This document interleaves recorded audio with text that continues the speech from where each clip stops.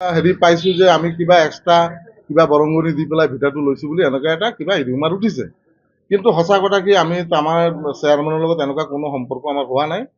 আমি যিটো বৰংগনি দিব লাগে আপোনাৰ টেক্স কাটি পেলাই 50,000 টকা, সেই টকাটোৱে আমি পেড কৰিছো। চৰকাৰী নিয়ম অনুসৰি যিটো আমাক দিব লাগে আমি সেইটো দিছো। দিয়াৰ পিছত তেখেতে আমাক আহি পেলাই এই ভিটাবিলাক দেখুৱাই দিছে যে এইকেইটা ভিটা আপোনালোকে যিমান অলপ বাকী আছে যিবিলাক সেইবিলাক কাম কৰি পেলাই আপোনাৰ ৰুমত আপোনালোকে সোমাই যাওক। আমাক হাইকোৰ্টে নিৰ্দেশ দিছে 2 সপ্তাহৰ ভিতৰত আপোনালোকক ভিটাটো সমজাব লাগে। সেই ৰিপৰ্টটো আকৌ 30 তাৰিখৰ ভিতৰত দিব লাগিব যে আপোনালোকক ভিটাটো দিছো বুলি। সেইটো হিচাপত আমি ভিটাটো পাইছো। কিমানটা ভিটা পাইছে এতিয়া? আমি 9টা ভিটা পাইছো। আমি 9 জনে মিলি কেছ কৰিছো। আপোনালোকক 9 জনক পূবতো ইয়াত ভিটা দিছিলে? পূবত দিয়া নাই আমাক। পূবত দিয়া নাই। অৰিজিনেলি ইয়াত ভিটাটো আমাৰ আগত আছিল। সেই ভিটাটো আমাক দিয়া নাই বুলি আন মানুহবিলাকক কাক কাক দিছে আমি নাজানো। আমি ভিটা হোল্ডাৰ আছিলো তলত, কিন্তু আমাক ভিটাটো নিদিয়াৰ কাৰণে আমি কোৰ্টৰ দ্বাৰস্থ হৈছিলো। কোৰ্টৰ দ্বাৰস্থ হোৱাৰ পিছত আজি ইমান বছৰ পিছত আমাৰ 9 জনৰ নামত নিৰ্দেশটো আহিছে। কেইবছৰ হ'ল কেছ কৰা? কেছ কৰাটো আপোনাৰ 11-12 বছৰ হৈ গ'ল। এটাও কাগজ আছে আমাৰ তলৰ ভিতৰত যে আপোনালোকৰ নিউজপেপাৰক মই নমস্কাৰ জনাই যে এই কথাটো অলপ ক'ব খুজিছোঁ। কিন্তু কথাটো হ'ল যে আমি হাইকোৰ্টত যিটো আমি কেছ কৰিছিলোঁ সেই কেছ মতে আমাৰ নিৰ্দেশনা দিছে। দেওয়াৰ পিছত আমি চেয়াৰম্যানক দিলোঁ। দেওয়াৰ পিছত তেখেতে আমাক এই হেৰিটো ভিটাটো আমাক সমজাই দিলে আৰু 50,000 টকা দি পেলাই আমি ৰসিদ কাটিছোঁ। আৰু আমি হাইকোৰ্টৰ যে আইনজীৱী যিবিলাক তেখেতক নমস্কাৰ কৰি কওঁ আজি 16 বছৰৰ পিছত মই কিটিটো পাইছোঁ। এতিয়া কৰি কি কৰি আছো মই নাজানো ছাৰ। এতিয়া আপোনালোকে কিবা অসুবিধা পাইছে নেকি? এতিয়া কিবা কোনোবা সেইটো আমাৰ এতিয়ালৈকে সুধি আছো। সেইটো আমি একো নাজানো। যেটো হাইকোৰ্টেৰ আইনজীবীকে যেটো আমাৰ নিৰ্দেশনা দিছে মই সেইটোৱে পাইছোঁ।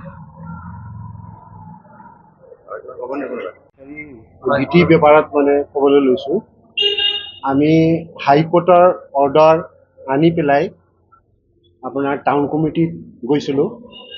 এই অৰ্ডাৰ হিচাপত আমাৰবিলাক মানে ভিটি 9 জনৰ 9টা ভিটি দিয়া হৈছে।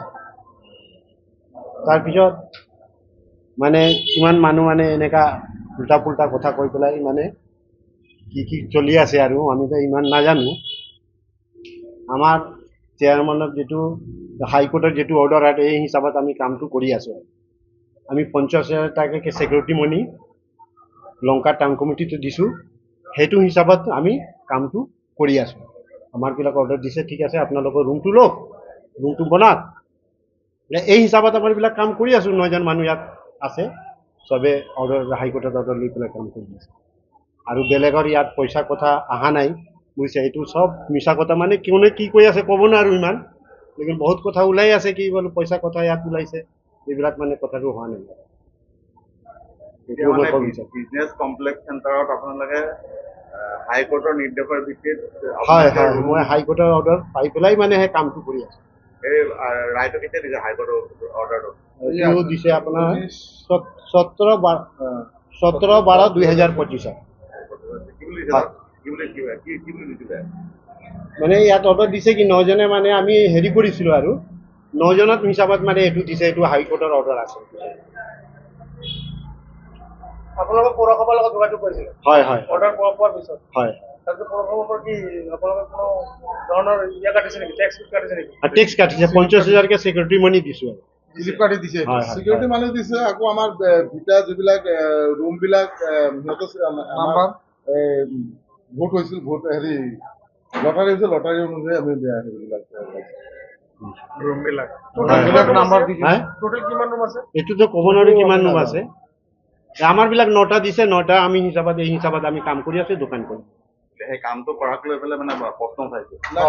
কৰাক লৈ নহয়, সিহঁতে কৈ আছে যে আমাক কোনোবা আগতে কোনোবা দিছিল ভিটাবিলাক, এই ভিটাবিলাক হাইকোৰ্ট হ'ল, হাইকোৰ্টত চালি জাৰি চাই পেলাই আজি 14-15 বছৰ পিছত চাগে চালি জাৰি পেলাই আমাক হাইকোৰ্টৰ নিৰ্দেশ ক্ৰমে আমি ভিটাটো পাইছোঁ। সেইটো হিচাপত আমাক চেয়াৰমেনক কিবা কপি পঠাইছে চাগে, সেইটো হিচাপত চেয়াৰমেনে মাতি পেলাই আমাক ভিটাবিলাক কৰি আছে। এতিয়া ভিটা বহুত আছে, এতিয়া কোনে কি পাইছে বুলি ক'ব নোৱাৰে। যিকোনো খবৰৰ বাবে যোগাযোগ কৰক আমাৰ এই নম্বৰত 9181 307 2221।